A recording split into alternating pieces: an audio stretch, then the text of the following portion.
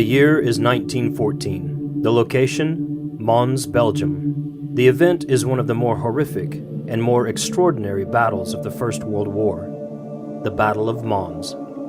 The Imperial German Army was on the warpath. With a force numbering over 3 million men strong, they had begun to march through Belgium toward France.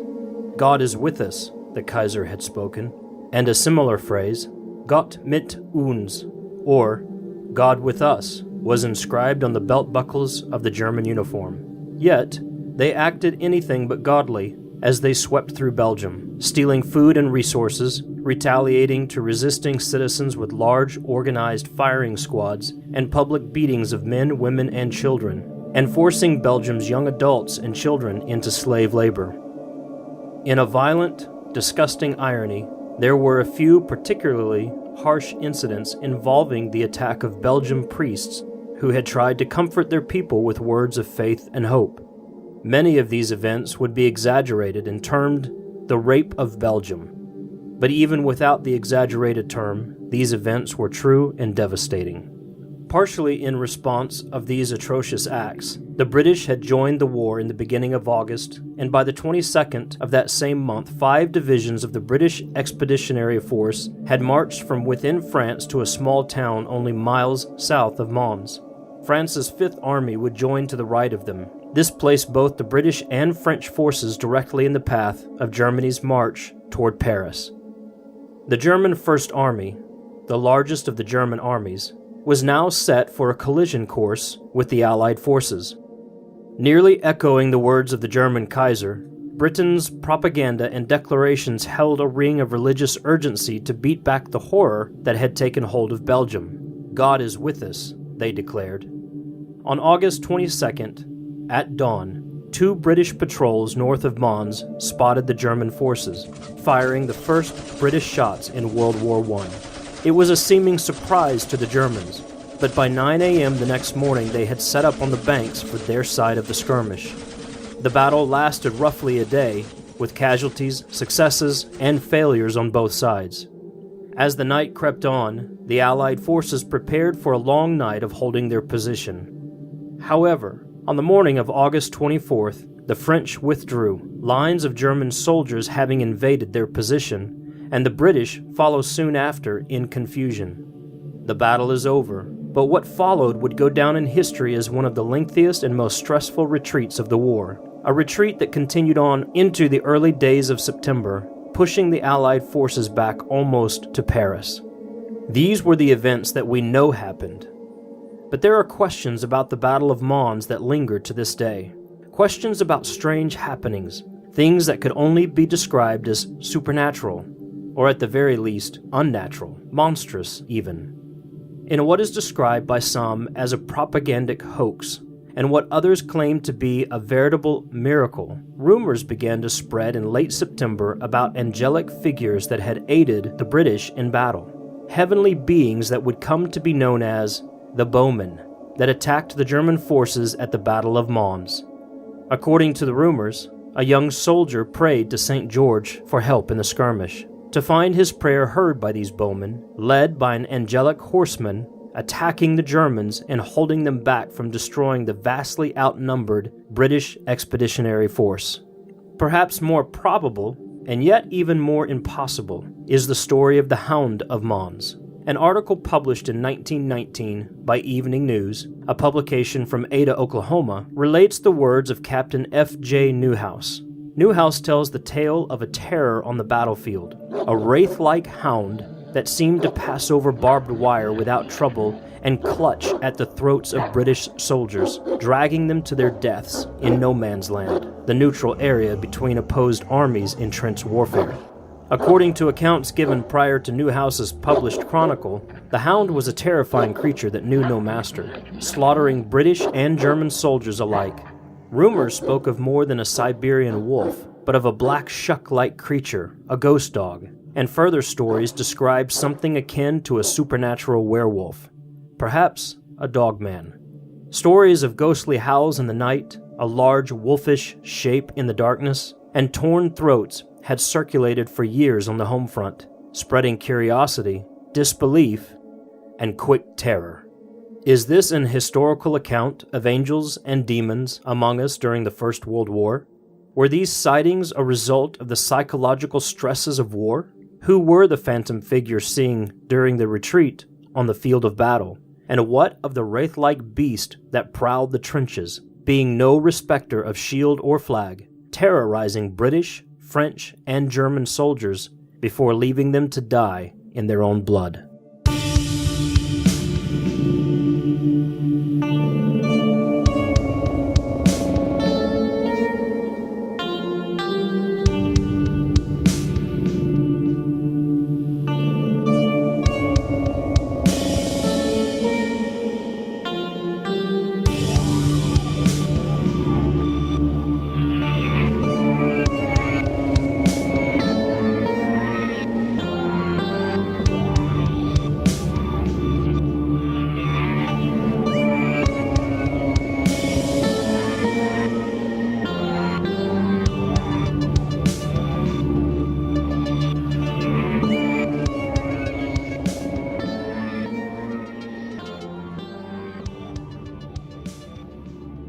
Welcome back to the Monster Guys podcast, everybody, and welcome to 2018. Tonight we start off with an episode of Monster Guys on Location, talking about the Hound of Mons and some other mysteries detailed in the Battle of Mons. Yeah, this is a very interesting topic to me. It has been covered by many people over the years, but the mystery remains. And it's fascinating. For me, the field of battle is always an interesting study.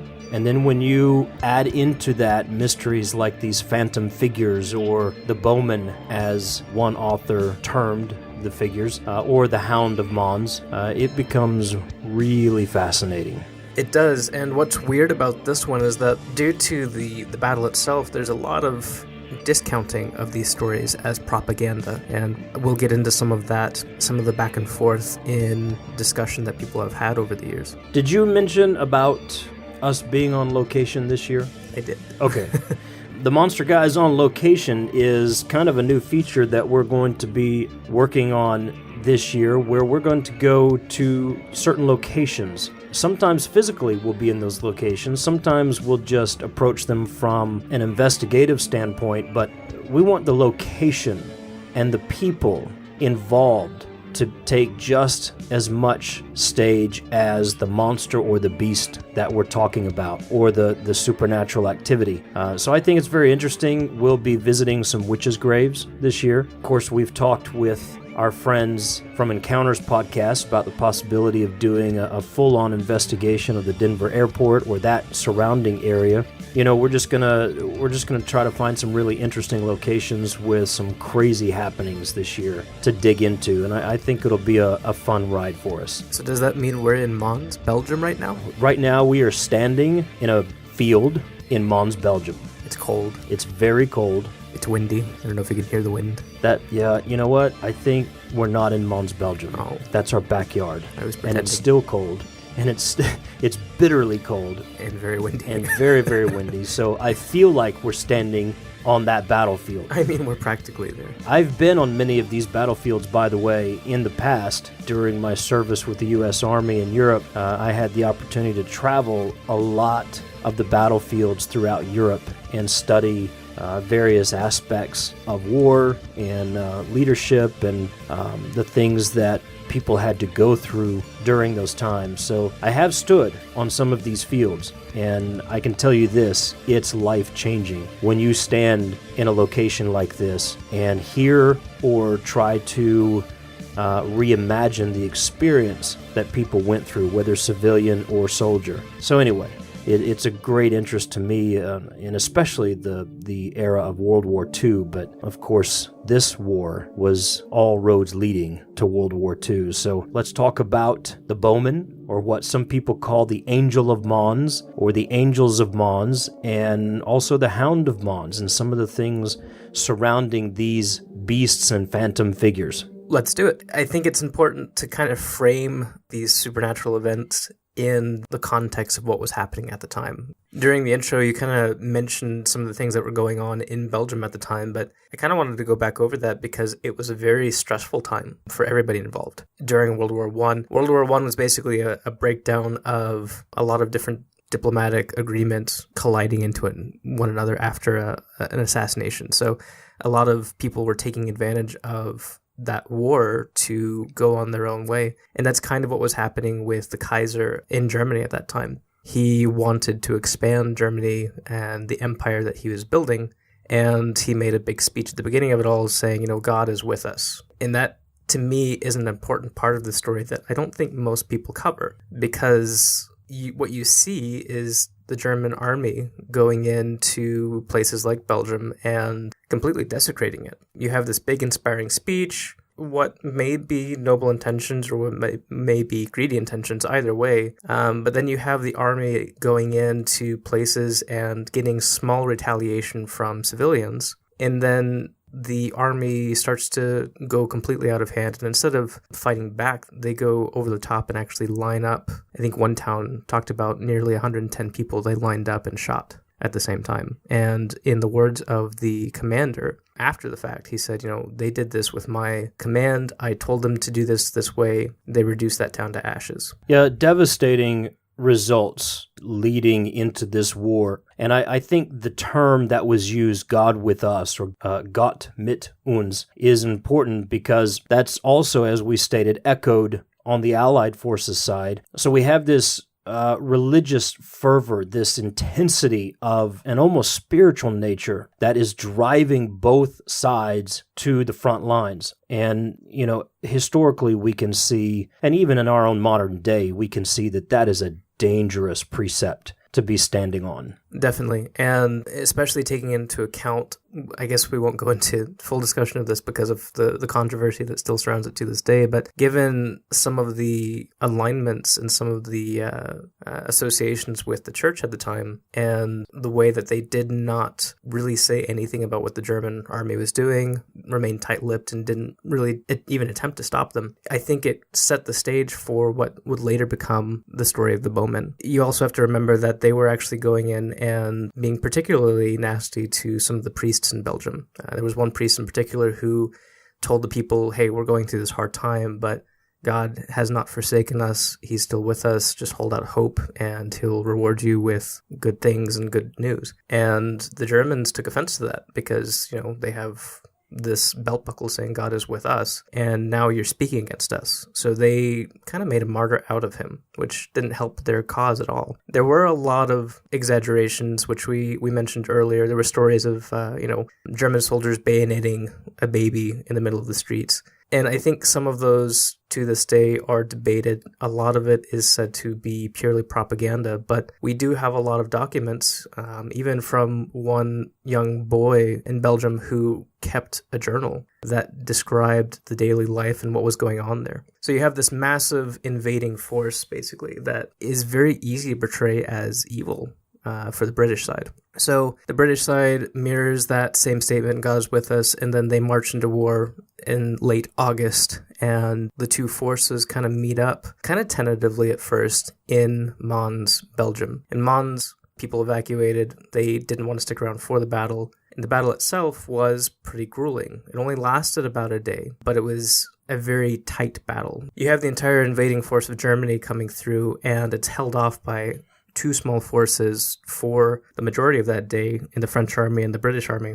And then the French army breaks down after some attacks and both forces retreat. It's interesting to note that it's still seen as a tactical success on the side of British history because they held back that force. The casualties, I think, for the Germans were numbering in 6,000, although that number is still kind of tossed around a bit, whereas the Brits only lost about 1,600 men, if I remember correctly. So you have this tight, almost like the 300 Spartans standing up to the that great army in the other historic battle. Right. So really what we have is the framework built on a religious fervor on both sides, and then a pivotal battle in a country that is already charged by things that are taking place there, and you have German forces taking offense. It's an affront to them, that the Allied forces are claiming that God is with them, the very same thing that they're claiming. So you have multiple aspects to the heat of this war. So your entire framework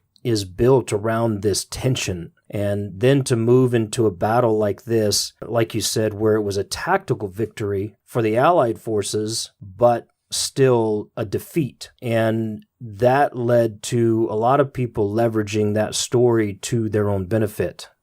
Look what God did for us, even though... Yeah. Now, a London paper in early September, that battle happened in late August, and the retreat lasted about 2 weeks, going back toward Paris.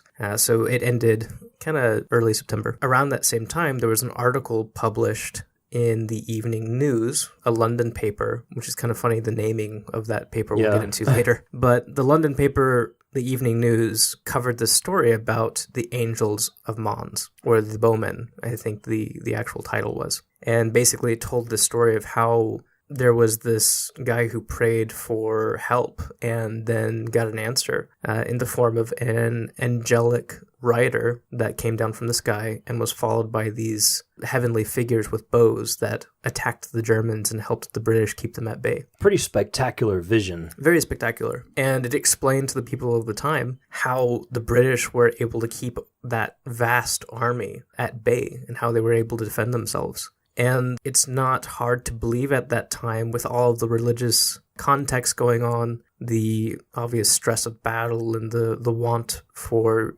your troops to get home safe. People quickly read into this, and that story spread like wildfire. Yeah, all of a sudden you have a country riled up because the angels of heaven have descended into battle on their behalf. And remember, this is still a time when, in our modern era, people believe in angels and people believe that this kind of thing could happen. But in that era, it was expected to happen. They expected to see miracles. And so it was not a stretch at all for these people and the stories to circulate that it was truth, that God's hosts were coming down from heaven to defeat an evil army on their behalf. Yeah, and that story gave people a lot of hope, and they were excited about it.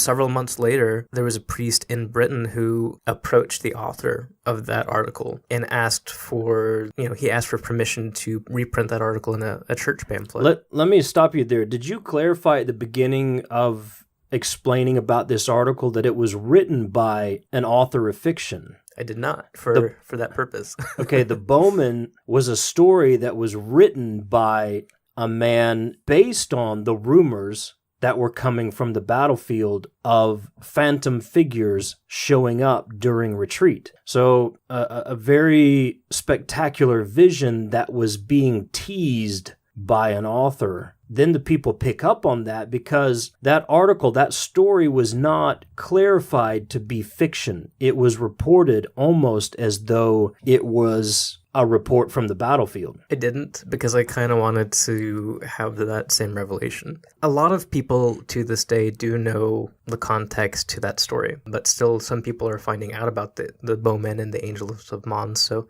I kind of wanted that feeling to unfold as it might have for people back then. Arthur Mansion was the man who wrote the Bowmen. Well, I just completely unfolded your mystery, didn't I? I think it still worked.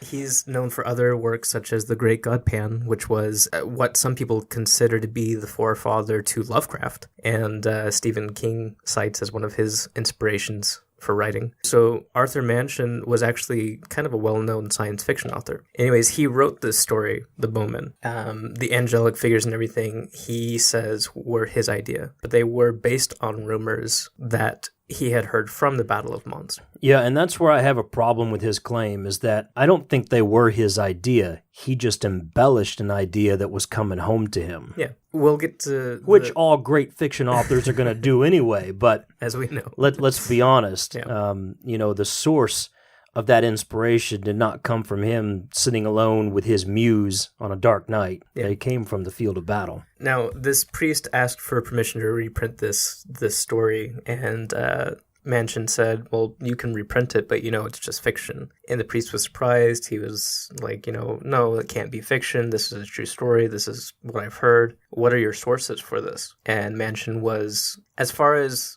we know, and as far as the story has been covered to this day, people say that he was actually sick with regret about the outcome of this. And this is a quote from him. It seemed that my light fiction had been accepted by the congregation of this particular church as the solidest of facts. And it was then that it began to dawn on me that if I had failed in the art of letters, I had succeeded unwittingly in the art of deceit. This happened, I should think, sometime in April, and the snowball of rumor that was then set rolling has been rolling ever since, growing bigger and bigger, till it is now swollen to a monstrous size. To point out, he talks about the art of letters. Mansion had actually been covering, on a factual basis, events in the war. He had been writing for that paper, and he had been documenting factual stories. At the time of that printing of the Bowmen, however, the paper, either on purpose or through a mix-up, we're not really sure, had mislabeled, I think, the story. And they had put our short story onto a different article. So the story of the Bowmen was never really portrayed as being fiction in the first place. Well, I think we have to go back to what sells papers. Well, that and... So I think it was on... I think we might have the original source for fake news in our world. Possibly. I'm sure it was around long before then too. But yeah. Now, I bring that question up. I haven't seen anybody try to point fingers at the evening news for that hoax or propaganda or anything like that. But I bring that up because given all of the things that were happening with the rape of Belgium, that was real. Stuff was happening. But there were large reports being sent out that, stuff was going on. That there were a lot of exaggerated reports coming into Britain that kind of gave them the authority to get in the middle of the war and go to war. And I feel like this probably helped settle some of those feelings of going to war as well. Because, there are some people that are not going to approve of that. So I think that could have been one of the sources of propaganda. Yeah, I think when you have an author who is reporting on factual events from war just segue into this story, and there's no clarification of it, I would be honest with you, I would point fingers at both the paper and the author. He writes a letter sharing his regret that people have not accepted this as fiction, but believe it to be true, but he's regretfully laughing all the way to the bank, too. So we have this hoax, if you will, or we have the rumor that has spread of the Angels of Mons. Those angelic figures, as we know, never happened, as far as we know. The story goes that they were attacking the German soldiers and everything, but there were rumors, like we talked about earlier, of spectral figures during the retreat from the Battle of the Mons. Yeah, and that is what is interesting to me. Angels or Bowmen aside, we do have reports from the battlefield of people seeing these phantom people walking about. And this is not the first or the last time historically where people describe phantom figures walking around during wartime events. It isn't, and it probably won't be the last either. It's interesting, these figures, unlike the story where they directly interfere with the battle, these figures don't interfere. They're reported to just kind of stand there or walk around, watch things happening. I don't know, it leads the questions. I think we were talking about this last night, and you asked, what was it? And one of the possibilities, of course, that will always be brought up is stress on the battlefield, a mental aspect. Yeah, I'm always going to ask the question, well, what do you believe it was? What was it? What was actually taking place? And one of the predominating theories is that it was the stress of war. This happens in nearly every battle or every wartime scenario throughout history. We have people that see things, that hear things, smell things, and experience all kinds of things during wartime. Whether they're directly in the heat of battle or they've just entered into a new theater or a new country or something, just the stress of going to war causes people to sometimes completely lose it. I've seen great men fall apart at the thought of going overseas or crossing a border into war. It happens. People see things. We'll talk later in the year about some stories in a modern context of people who were seeing a flesh-eating vampire roam around during a time of war. So this kind of stuff happens. Psychological breaks, just hallucinations, visions of things taking place due to stress and due to other external and internal forces at play during this heightened sense and awareness during war. Well, I'd like to point out as well, and I think it's good to keep a rational mind about these things. I don't want to jump out there and say, no, it's absolutely ghosts, but I would like to point out as well that, like you said, this isn't the first time that's happened, but it's also not the first time that it's happened, or the last time it will have happened, I'm sure, in locations that are fatigued by war, that aren't still in war. And what I mean by that is we have locations, for instance, in the south of the U.S., where you can go to some of the bigger battlefields of the Civil War, and people still report seeing these ghosts walk around. Oh, yeah. You have locations or the ship, the USS Hornet, which is a well-known ghost ship, which people can still go and visit to this day. But, you still have reports of people seeing things aboard that ship, even during times of peace. So I can take you to a place in Florida where people still to this day daily see a soldier marching across the top of what was a wall of a fort at that time, but walk as though he's patrolling that fort line. And people still see him walking around, marching back and forth to this day. And it's absolutely mind-boggling and fascinating, but it happens. So it's interesting to me. Part of the issue that I have with the spectral figures of Mons, or the spectral figures of the retreat, I guess would be more accurate, is that it's very hard to find first-hand accounts of these specters. Most of them come from rumors and from second-hand accounts. There are a lot of other first-hand accounts that were recorded in journals from the viewpoint of the soldiers, from the viewpoint of the citizens of Belgium. So where are the first-hand accounts? You had brought up a possibility that maybe they were purposefully lost by some people. Yeah, I think in the bigger picture of things, you have to consider that something like this can certainly turn the tide of war. It can shake up a nation. It can just terrorize even a local population. So I think there have been reports in this battle specifically, but certainly consideration that journals or first-hand accounts that were written down have been gathered and destroyed, and names have been erased from the history books. And we'll talk about this a little bit more when we get to the Hound of Mons in a moment, but I believe names could have possibly been changed, reports erased from the history books. And we even have reports of leadership who have said, I saw these things, but they're gone now. Yeah. That's a very real possibility that these first-hand accounts, these eyewitness accounts, are no longer around on purpose. Yeah, and just diving into the Hound of Mons from there, I think there were a lot of parts to that story that people would have want kept under wraps. The Hound of Mons is an interesting topic to me. It's not one that I knew about. I had heard of the Bowmen before, but I've never heard of the Hound of Mons until you brought it up to me in researching this episode. And for me, of course, I love werewolves and black shuck and dogman. So immediately my mind kind of races to that side of the field. But the Hound of Mons, this beast that, is prowling the trenches and tearing the throats out of the soldiers, I'm automatically all in. And it's interesting, where most people report this having happened was in no man's land. Yeah. Which is the place between trenches, where you typically don't want to go, because if you poke your head up out there, you're going to get shot. So most people that report on the story talk about how this creature haunted that land and how you could see this wraith-like figure prowling about. The story from F.J. Newhouse, the Canadian veteran, talks about how a captain and 4 men went out one night, and then they never came back. And they were found later on with their throats torn open. I take some issue with that particular story, but it's not the only story that covers a similar scenario. Yeah. Well, let's talk about how the Hound came to be, or at least some of the stories surrounding that, because therein lies a great deal of mystery and interest. You're talking about the mad scientist. The mad scientist, the German scientist that was basically experimenting on human-animal hybrids and creating a Frankenstein-like character as a weapon of war.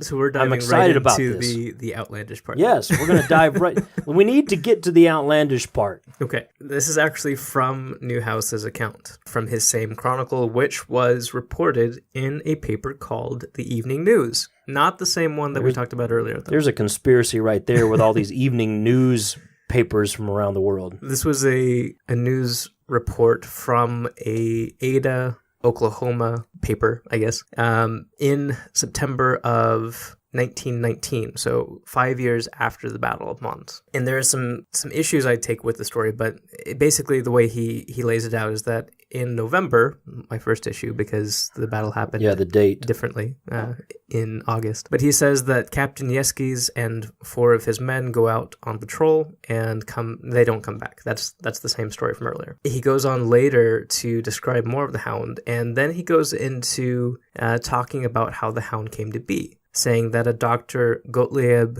Hochmuller died recently to that paper, and that some of his papers came to light, some of his scientific notes came to light and detailed how he created the Hound of Mons. Basically, it stated that Hochmuller went around to different asylums in Germany trying to find somebody, a madman who hated Britain more than anybody else. And in succeeding to find this man, he took him to his lab, I guess. To his lair.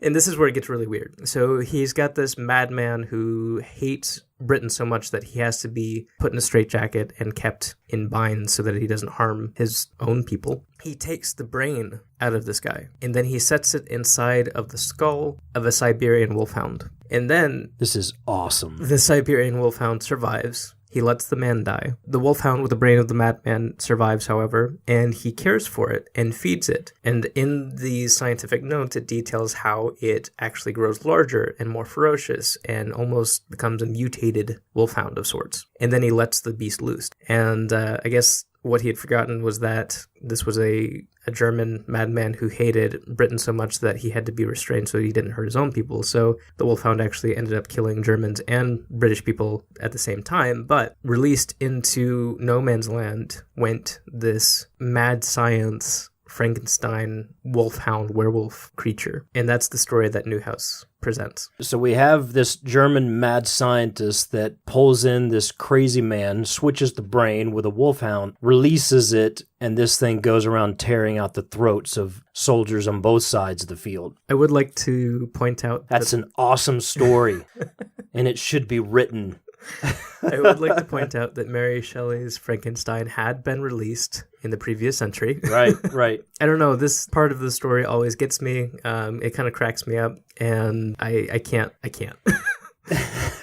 Well, there's a lot of fantastic and even mundane details to this that, but you have to tell that story. It has to be part of the narrative of this bigger picture. It does, because the chronicle itself has some interesting parts to it. In all of the other outlandish things happening, it talks in the very beginning about how Newhouse is able to confirm a rumor, an old wives' tale, if you will, about the story, about the Battle of Mons that happened years before, that the Hound of Mons was a real thing. So we know that, and we know from other accounts as well, that the Hound of Mons was something that people thought about. It was something that people were afraid of. They didn't understand what it was. They didn't understand how it could pass through barbed wire or run over barbed wire, as if it didn't get affected by the... Yeah, in other words, there was a historical precedent for this beast. Yeah. There was something that had taken place in that region previously that was terrorizing the land. So it was, again, just like with the angels or the bowmen, the phantom figures, it wasn't too much of a leap for people to believe that this was the Hound of Mons. This is where it had originated from, and this is what was going on. And I'd like to point out that something very interesting, I don't know if this has any connection whatsoever, but the timing is very interesting to me. One Captain Max von Stevenitz, who had retired before World War I, a career officer in the German army. He had studied biology, the science of movement, and he'd studied as a veterinary as well. And he took an interest in herding dogs in Germany. He had a particular love of those wolfish perky ears as And, well. and let me clarify, herding, not with a T, but a D, like shepherding dogs. Yep. It sounded a little bit like he was taking a liking to hurting dogs. That's not what you're saying. No, he actually seemed like a cool dude. He went around to different breeding shows, different dog shows, and realized that while there were different types of herding dogs in Germany, there was no standardized herding breed. This was the guy who actually came up with the German Shepherd. And I mean, he bred the German Shepherd into existence. And it's interesting, I think it was a pedigree or an official title, whatever it was given to the German Shepherd breed. They were recognized in 1919. Yeah, but during the war, this new breed had already come to be. So they were being used and trained as part of that dog regiment, if you would, during war. That these dogs were being used for medical, for messenger services, for retrieval and all kinds of things. Very powerful story. If you ever want to get into something really cool, research the dogs that were used during wartime. But that breed was already in existence and being used and trained during the war, even though that pedigree wasn't awarded to it until later. Well, it was actually their debut, if you will. That was their first big use, which, again, speaks of humanity. You know, this guy creates a breed for herding and shepherding, and it's used in war first. But yeah, it's interesting because World War I, we have so many different technology or types of technology and different types of warfare introduced, and you also have what to that date was the most organized use of canines in war. Yeah. They were used, like you said, for a lot of different reasons, but also bringing aid to people in specifically the trench warfare, going and fetching ammunition back from no man's land, fetching dead bodies from no man's land of the allies that had fallen so that you didn't have to go and retrieve their bodies and get shot yourself. As a matter of fact, and messenger services, but as a matter of fact, there's a story of one dog that literally turned the tide of war because of a message that he got to the Allies saying, you know, hold fast, help is coming. And that message from that dog and the stories about that particular dog was that he was seen evading fire and all kinds. It was almost like a little miracle on four legs that was running around that he got to the Allies and kind of saved the day. So this was a very big part of the war. Yeah. So stories of a dog-like beast, again, would not be too much of a stretch. It wouldn't be. So you have a rational explanation there. And I also want to point out that the whole human-animal hybrid or the science experiments by mad scientists, you know, jump ahead for World War II and think about all the stories that were taking place. You go back to World War I, though, that's where kind of the teasing of these stories began to happen. All roads lead to the Holocaust from that point. Yeah. You know, a devastating and very dark point on our historical timeline, but look where it started, and it just began to grow. And in the minds of people in nations that are already on the edge and things just going chaos, really, in their minds and in their countries, this is what was bred, you know, and this is what even continues to our day. A lot of people will look at pop culture and look at things like the Wolfenstein video game franchise. They'll look at things like the Nazis in Hellboy and all of the black magic that you see there. And they may write it off as, you know, just story, more exaggeration. But there were a lot of occult dealings in World War II, and I'm sure some of that did, as you said, start here. Yeah, there was a great influence there. Not to overturn the rational explanations again, but I'd like to point out, back during our... Turn them over, Michael. Just turn them over. During our talk on the Dog Days of Summer, we covered Black Shuck. Yeah, the ghost dog of the English countryside. And the other black dogs that were very similar to him. I'm reminded of the story of the farmer who passed by a large black dog in his own field, and he kept on leaving it alone for fear of retaliation until one day passing by, he got tired of it, and he picked up the stick and tried to hit the dog with it. If you remember that story, the stick, according to another person that was with him, passed straight through the dog, like he was a phantom. And then that farmer fell down paralyzed for the rest of his life. Yeah. Very similar to the story of, you know, this wraith-like being going over the chicken wire as if it's nothing, the barbed wire as if he's passing. I was going to say chicken wire. I think it was a little bit more than chicken wire. in the trenches of war. It was some type of wire, I couldn't remember. Well, and that's a good point, that the whole idea that this was a ghost-like figure that was roaming, the field, that was passing across barbed wire, that was unaffected by, ammunition that was whizzing through the air. There is that side of the ghost dog, the black shuck-like figure, but then we have soldiers whose throats are being torn out. We have death coming with this beast as well, in very much the physical. Which is, again, very similar to Black Shuck, the torn throats at that one church. Somebody else that I was reading from earlier made a good point on this as well. One of the stories of Black Shuck, or of one of the black dogs in England, is a story of a dog who protects a girl from being attacked and molested by a friar, who's later found out to be a bad guy. That dog was killed, and it's said to be the origin of the Black Phantom dog in that location. With all of the religious context, with all of the stuff that's going on in this war, I don't know, it's kind of a cool connection, the protector of sorts going and stopping some of the back and forth happening. I don't think it's a protector so much in this as the other story, as you see people from both sides of the force dying, but it's an interesting thought in the midst of the battle. I want to bring up 2 points on this. I would not put it past humanity to breed and train these dogs to attack. We had dogs in wartime that were used for medical purposes, for messenger purposes, all kinds of things.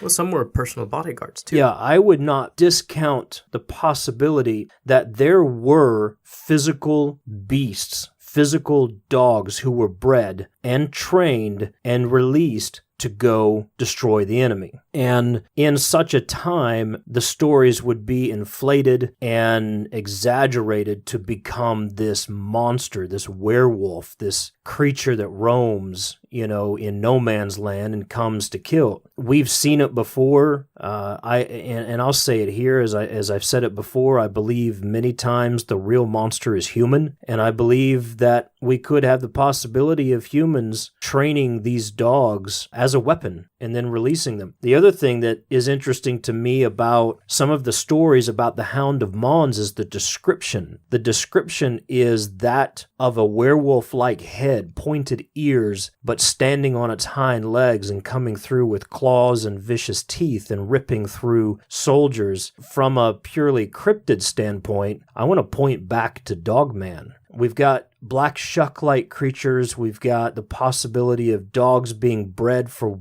war, for attacks during war. And I believe we have some descriptions that lend themselves to the idea of a dogman roaming the battlefield. I wonder if somebody would look at this dog that has some human-like or humanoid aspects, and I wonder if the story would start to churn in their head, and the explanation that comes to them is that science has bred man and dog. Yeah. It's all very hard to pinpoint, but I think there are a lot of different explanations that could play into each other, even. Yeah, in Dogman, just on the topic of Dogman, we know that there are 2 arguments, probably more, but 2 primary arguments about Dogmen. Yeah, that they are physical animals, that they are creatures that exist in the animal world. The other thought is, among some parties, that they are supernatural beings that have entered our world or have always been here. And so you have the physical and the supernatural just with that alone. You have the idea of the possibility of dogs being bred for war.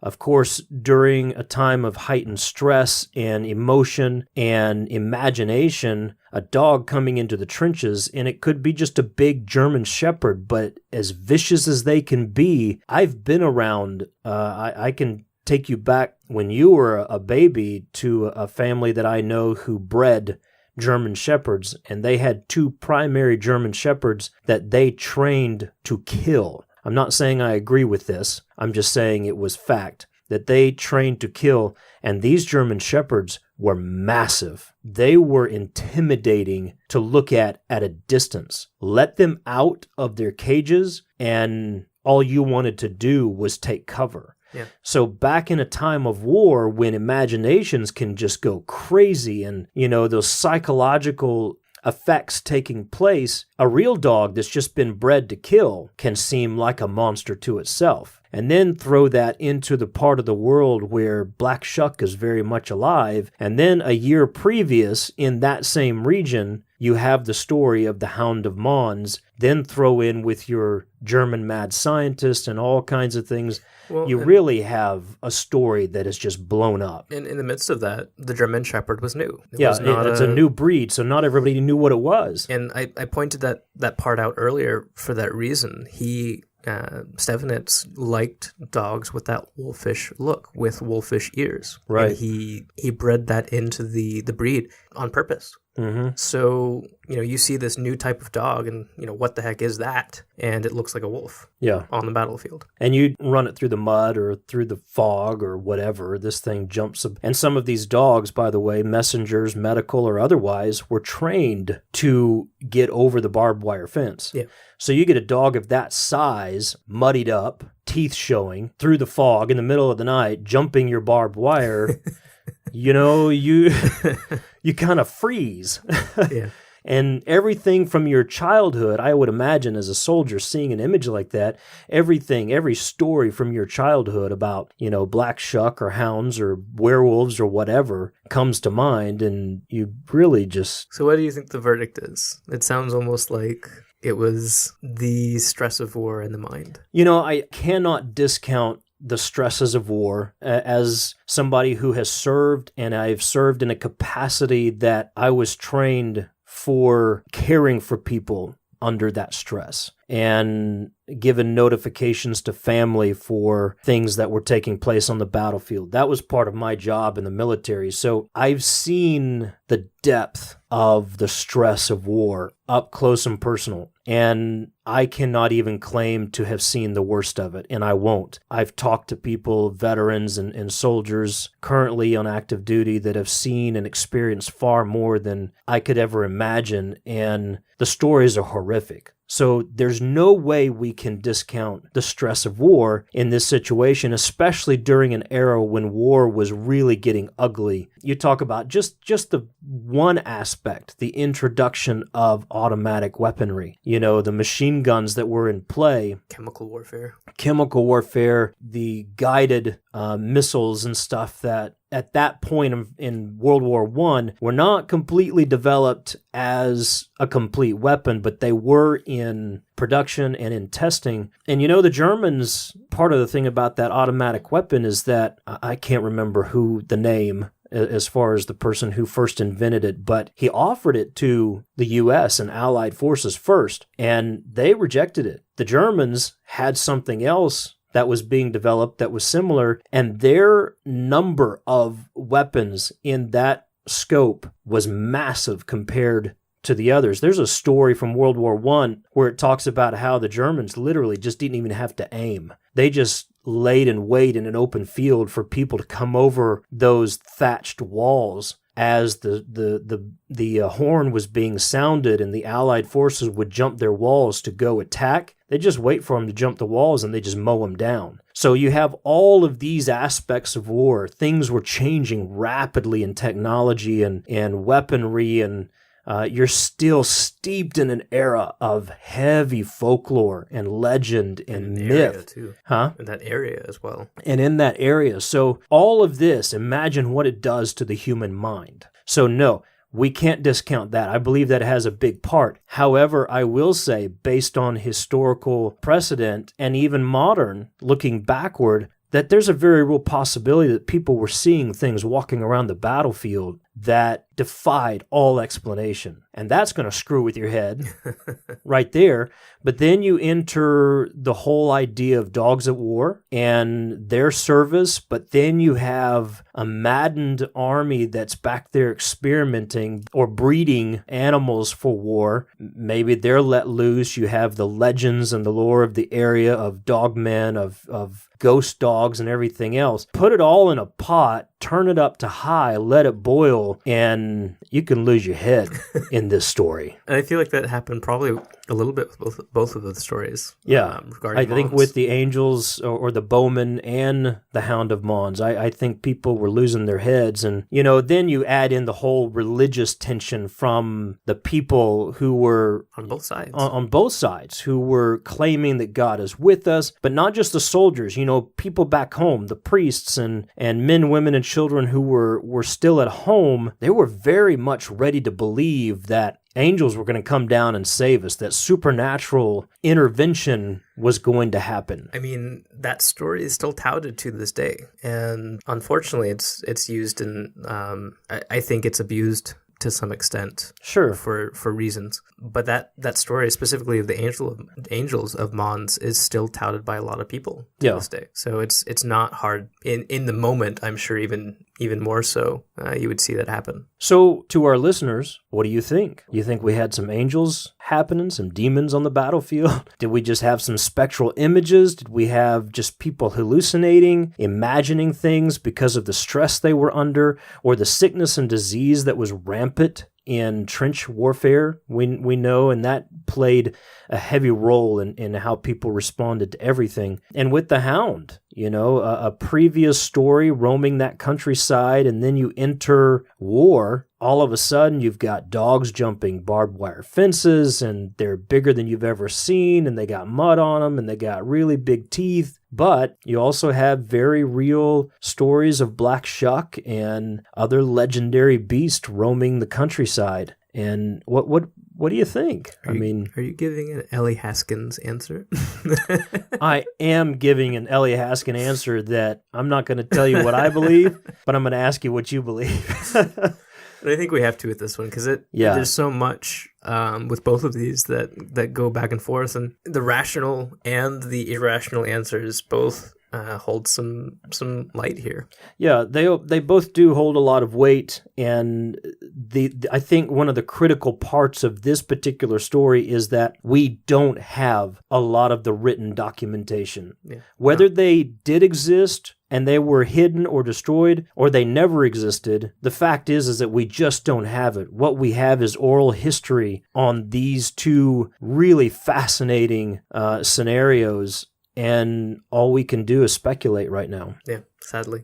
Yeah, and there's nobody left, to talk to about this anymore. I do think that it was not a German scientist putting a madman's brain into Wolfhound. I'm going to have to agree with you there.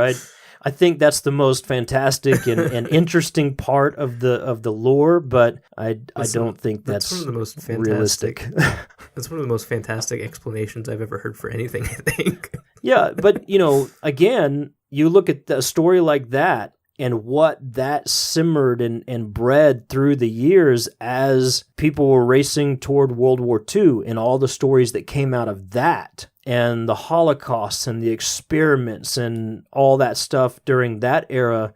There's a lot of talk around that. Mm-hmm. And who knows, maybe somebody was trying something, but I don't think that was a reality in the end game.